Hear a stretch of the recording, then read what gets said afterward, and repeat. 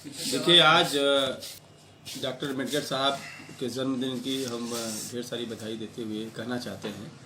तो मोदी सरकार ने आज जो उपहार दिया है डॉक्टर अम्बेडकर के जन्मदिन पर, वो ये है कि उनके ग्रैंड सन इन लॉ को गिरफ्तार किया गया है, प्रोफेसर आनंद तुंबड़े को। उनके साथ गौतम नवलखा को भी गिरफ्तार किया गया है।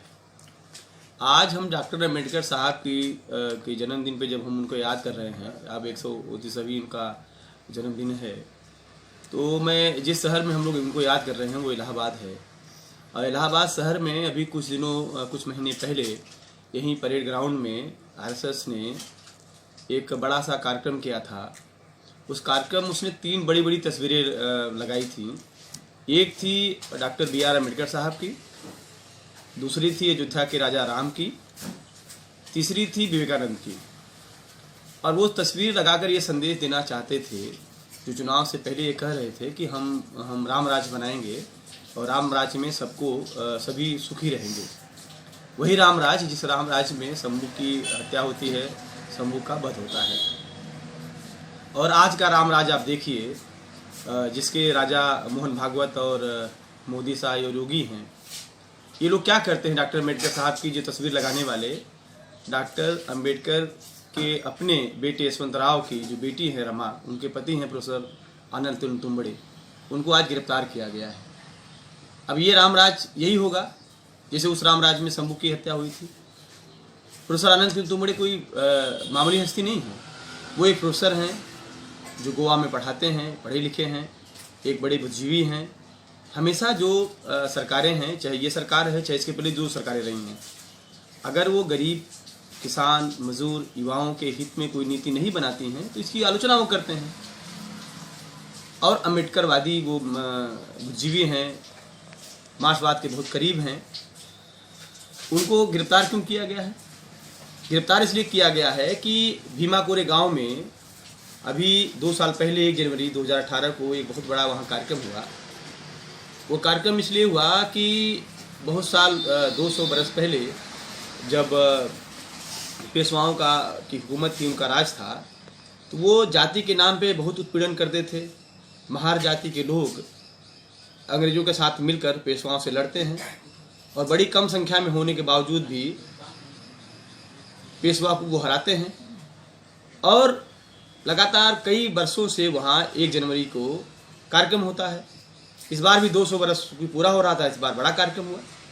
उस कार्यक्रम में आरएसएस से जुड़े हिंदू संगठन के तमाम लोग ने उस कार्यक्रम में जो हजारों की संख्या में लोग भागीदारी किए थे, उन पर हमला किया। वो तमाम दलित युवाओं, जो बच्चे थे, नौजवान थे, महिलाएं थीं, उन पर हमला किया, उनको मारा, आगजनी करी। मज़े की बात ये देखिए कि उस समय भी वो तमाम युवा, नौजवान बच्चे, यहाँ तक कि नाबालिग बच्चों को गिरफ्तार किया गया, हजारों संख्या में उनको जेलों में डाला गया और बहुत लोग अभी भी जेलों में बंद हैं। जब वहाँ बीजेपी की सरकार हटी और वहाँ अभी जो दूसरी सरकार आई है, जिसमें शिवसेना, राष्ट्रवादी कांग्रेस पार्टी और कांग्रेस पार्टी, ये लोगों ने कहा कि भाई चूँकि उस समय जो सरकार थी उसने ठीक काम नहीं किया था और हम उसकी समीक्षा करेंगे और एक नई तरह की जांच कराएंगे और भीमाकोरे गांव में जो लोग जिनको अपराधी बनाया गया है उसकी हम कोई नई टीम बनाकर, एक विशेष टीम बना के जाँच पड़ताल कराएंगे। और एक चीज़ और भी मैं आपको बता दूं, उस समय जब ये जिसको अभी एनआईए ने जो जांच, जिसके नाम पे एनआईए ने जो गिरफ्तारी करने का मुकदमा वगैरह किया कोर्ट में, उस समय भी सरकारों ने कहा था कि इसकी जांच एनआईए करे।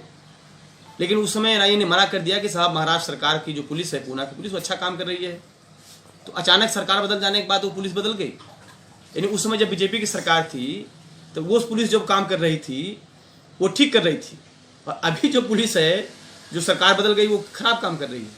मैंने अमित शाह से कोई पूछे कि उस समय उन लोगों ने मना कर दिया था और आज आप अचानक रातों रात आपको कहाँ से ज्ञान हो गया कि नहीं, वो काम ठीक से नहीं कर रही है, और उस मामले में उनको गिरफ्तार किया गया।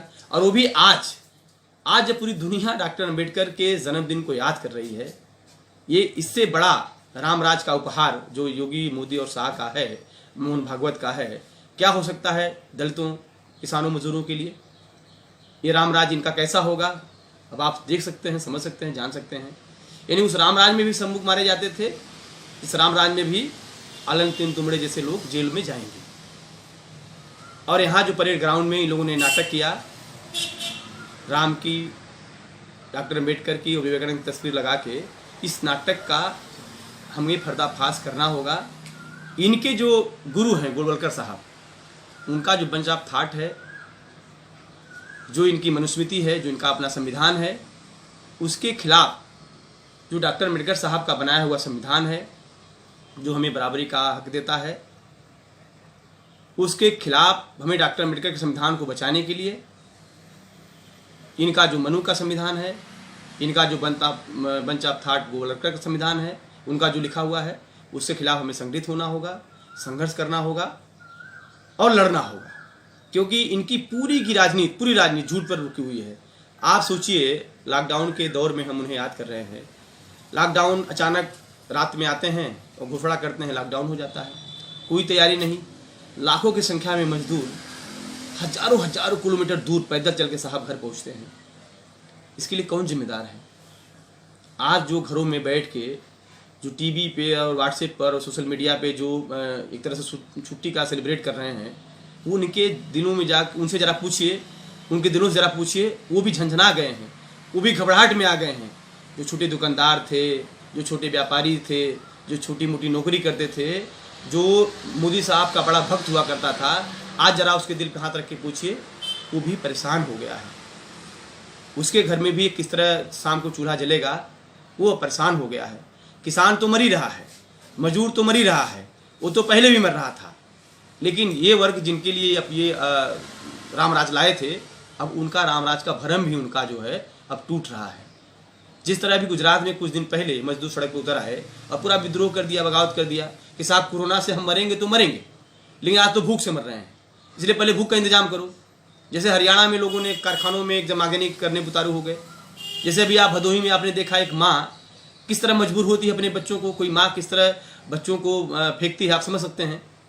कितनी तकलीफ, कितना दुखदायी रहा होगा उसका जीवन, कितना कष्ट रहा होगा, परिवार में कितनी कलह रही होगी। कैसे इस तरह का आपका यहीं बगल में करामत चौकी के पास एक नौजवान लड़का, मुस्लिम लड़का है, जो अपने आप को मार देता है। एक प्राइवेट छोटी सी नौकरी में करता है और नौकरी उसकी छूट जाती है, दुकान में काम करता रहता है। यानी किस हालत में हम पहुंच गए हैं, ये रामराज इनका है। इस रामराज में आनल तीन तुमड़े जैसे लोग जेल जाएंगे, उस रामराज में जैसे संबुक मारे गए थे। हमें इनके रामराज का पर्दाफाश करना होगा और डॉक्टर अम्बेडकर के सपनों का जो भारत है, जो भगत सिंह के सपनों का भारत है, जिसको हम आराम से कह सकते हैं, उठो मेरे देश, नए भारत के वास्ते, भगत सिंह अम्बेडकर के रास्ते। ये दो नौजवान, एक नौजवान भगत सिंह हैं, दूसरे डॉक्टर अम्बेडकर हैं। इन दोनों के पास बाकायदे एक विजन है कि आज़ाद भारत कैसा होगा। भगत सिंह तो आज़ादी के बहुत पहले शहीद हो गए थे, लेकिन उन्होंने बहुत सारा लिखा हुआ है, वो जो उनका हम पढ़ते हैं तो उसमें एक नए भारत कैसा होगा ये साफ साफ उसमें दिखाई देता है। और डॉक्टर अम्बेडकर साहब तो आज़ादी के ठीक बाद कैसा भारत बनेगा, इसके लिए वो संघर्ष करते हैं बाकायदे। इसीलिए आज़ादी के ठीक बाद हिंदू कोड बिल को पास कराने के लिए उस जिस सरकार में कानून मंत्री हैं, बाकायदे लड़ते हैं, संघर्ष करते हैं, और जब हताश होते हैं, निराश होते हैं, वो नहीं कर पाते हैं तो वो इस्तीफा देते हैं। यानी आज़ाद भारत में भी एक सच्चे और अच्छे भारत बनाने के लिए वो लड़ते रहते हैं, संघर्ष करते रहते हैं। तो हमें डॉक्टर अम्बेडकर, भगत सिंह और पेरियार, आज जिस तरह का धार्मिक पाखंड फैला हुआ है, यानी कोरोना के नाम पर जिस तरह की धार्मिक गोलबंदी हो रही है, जिस तरह कोरोना को भी किसी धर्म मजहब से जोड़ा जा रहा है, इसमें पेरियार एकदम हमें एकदम सामने आके जिस तरह का उनका दर्शन है, जिस तरह का उनका विचार है, वो हमें एकदम सहायता करता है, मदद करता है। आज पूरे के पूरे मंदिर, पूरे के पूरे तमाम वो धार्मिक स्थान जहाँ पर किसानों, गरीबों, मजदूरों को चूसा जाता है, आज क्यों बंद है साहब? किसने कोरोना के बारे में जानकारी दी? विज्ञान ने। वो विज्ञान जो क्रमबद्ध है, सुव्यवस्थित, सुसंगठित ज्ञान जो विज्ञान है, उसको कौन खारिज करता है? कौन लोग हैं जो वैज्ञानिक समाज नहीं बनना देना चाहते हैं? कौन लोग हैं इस दौर में गौमूत्र पीने का पार्टी करते हैं? यकीनन कोरोना ने एक नए तरह का बहस भी पैदा किया है। आज डॉक्टर अम्बेडकर को जब हम याद कर रहे हैं तो यकीनन डॉक्टर अम्बेडकर साहब एक वैज्ञानिक समाज बनाना चाहते थे, एक तरफवादी समाज बनाना चाहते थे, जिसमें गरीबों को, किसानों को, महिलाओं को, सबको बराबर का हक मिले। हम तमाम लोगों को इस इनके नकली रामराज, जो रामराज के नाम पर गरीबों, किसानों, मजदूरों का शोषण है, जिसमें ऊना में दलितों को मारा जाता है, सहारनपुर में पीटा जाता है, जिसमें अभी हमारी तमाम युवा बेरोजगार, तमाम किसान, तमाम वो लोग जो नौकरियों से घरों पे बैठे हैं, नौकरियों से निकाल दिए गए हैं, इन तमाम लोगों की एकता बनानी होगी। और जो लोग भी हैं, अम्बेडकरवादी, मार्क्सवादी, वैज्ञानिक समाज के लोग हैं, प्रगतिशील लोग हैं, समाजवादी धारा के लोग हैं, उन सबको इकट्ठा करके इस दौर में एक बात और मैं कहकर अपनी बात समाप्त करूंगा। आप देखिएगा, प्रथम विश्व युद्ध के बाद दुनिया में एक नया बहस शुरू हुई, नई तरह की दुनिया बनी। द्वितीय विश्व के बाद भी एक नई तरह की बहस शुरू हुई, नई दुनिया बनी। यकीनन ये एक युद्ध तो नहीं है, लेकिन ये जो बीमारी कोरोना के नाम पे आई है, पूरी दुनिया को प्रभावित करी है, और इस बीमारी ने पूरी दुनिया में एक नए तरह का विमर्श भी पैदा किया है। आप देखिए कि जो पूंजीवादी सरगना हुआ करते थे, क्या अपने लोगों को बचा पाए? अमेरिका में जो समाजवादी देश थे या हैं, उनका व्यवहार अपने जनता के प्रति, उनको बचाने में अपनी पूरी ऊर्जा लगाने का, और जो पूंजीवादी देश थे उनका अपनी जनता को बचाने में किस तरह की भूमिका रही है, ये आप अगर अध्ययन करेंगे तो स्पष्ट सामने आ जाएगा। मैं इतना ही कहना चाहता हूँ कि डॉक्टर अम्बेडकर एक शोषण मुक्त समाज बनाने के लिए पूरा जीवन लगाए। हम आज उन्हें याद कर रहे हैं और ये कहना चाहते हैं कि प्रोफेसर अनिल तुम्बड़े, गौतम नवलखा के साथ जो लोगों को गिरफ्तार किया गया है, उनको रिहा किया जाए। और डॉक्टर अम्बेडकर राम के साथ कभी मैच नहीं कर सकते हैं, क्योंकि उनकी जो 22 प्रतिज्ञाएं हैं वो हिंदू धर्म के नाम से किए जा रहे पाखंड इनके पेट में कभी नहीं पच पाएंगे। उनकी 22 प्रतिज्ञाएं जो उन्होंने नागपुर में बौद्ध धर्म अपनाते हुए कही हैं, वो 22 प्रतिज्ञाएं इनके पेट में जाते ही गड़बड़ी कर देंगी और उनको पचा नहीं पाएंगे।